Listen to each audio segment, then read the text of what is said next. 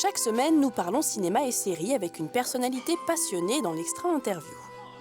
Aujourd'hui, c'est François Suchel, commandant de bord d'une compagnie aérienne, écrivain et réalisateur qui revient sur sa passion pour un cinéma contemplatif et intelligent. Celui qui a fait tant de fois le tour du monde s'aide du cinéma pour mieux le comprendre et laisse pour le moment la série à ses filles. Il nous raconte. Souvent, on dit que le cinéma, ça sert à voyager. Et vous, c'est votre métier de voyager. Du coup, le cinéma, ça vous sert à quoi ? Ouais, c'est une bonne remarque. Moi, c'est vrai que le cinéma que j'aime, c'est du cinéma où il y a un regard d'auteur.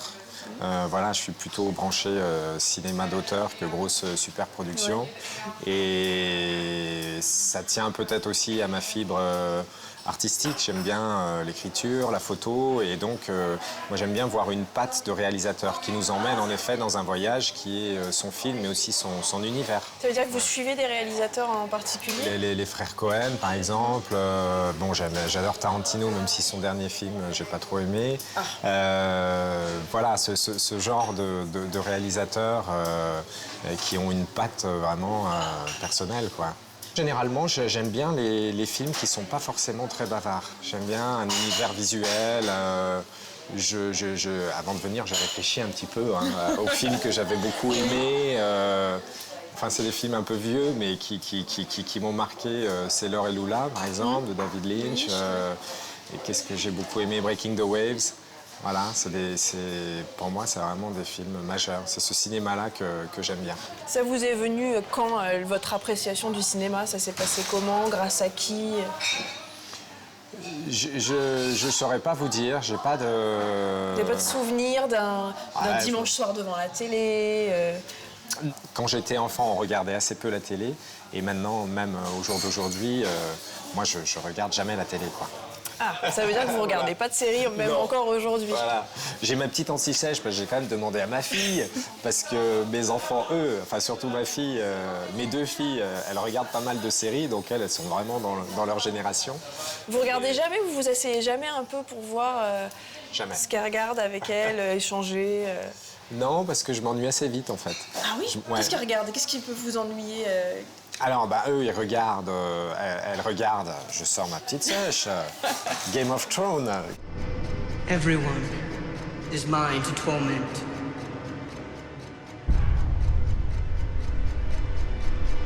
The long night is coming.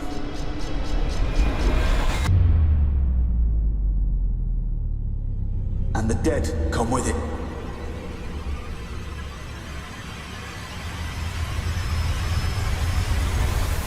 Gossip Girl, Breaking Bad. Si, j'ai regardé le premier de Breaking Bad quand même. Mais juste le 1 de... voilà. C'est marrant que vous ayez pu, enfin, que vous soyez parvenu, moi ça me paraît improbable, de regarder un épisode et de vous dire, bon, ce qu'il advient de ce personnage, en fait, c'est une question de temps. Exactement, c'est une question de temps. On a une vie où le temps passe vite, j'ai beaucoup d'activités, beaucoup de projets, et après c'est simplement une question de choix. Ça va peut-être vous choquer, mais souvent j'ai un peu l'impression de perdre mon temps, moi, devant la télé.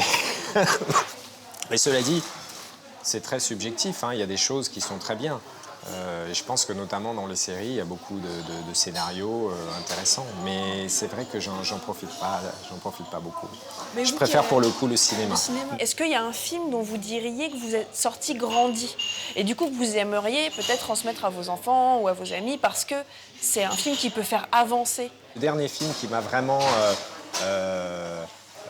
bougé, voilà, c'est plutôt un film un peu historique, c'est 12 Years of Slave. Là. Ce film, je ne savais pas qu'à cette époque, il existait des Noirs américains qui vivaient dans le Nord, tout en ayant finalement dans le même pays, au même moment, dans le Sud, ces mêmes Noirs américains qui étaient esclaves, quoi, et que certains pouvaient être enlevés pour être amenés dans les exploitations du Sud. C'est une histoire, ça, qui m'a vraiment bouleversé. Mais voilà, ça c'est le genre de film que j'ai envie de montrer à mes enfants, mais c'est plus une référence un petit peu historique pour dire qu'il faut évidemment avoir toujours en tête un certain nombre de valeurs. Ça, j'aime bien. C'est une forme d'éducation. C'est une forme d'éducation, complètement, bien sûr. Alors, vous avez effectué un long périple de la Chine à la France en vélo, que vous avez documenté vous-même.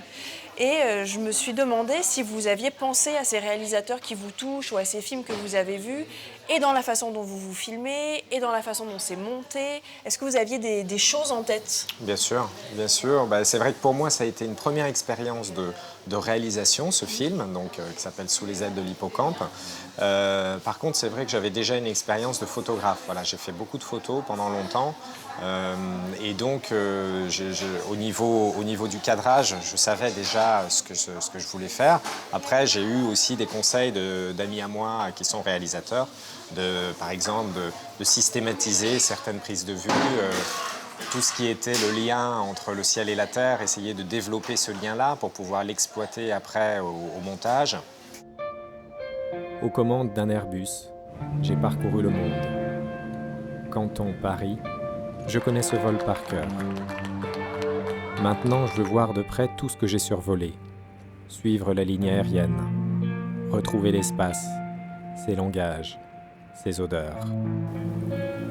Parce que je suis trop souvent parti, je veux enfin voyager, quitte à délaisser ma famille.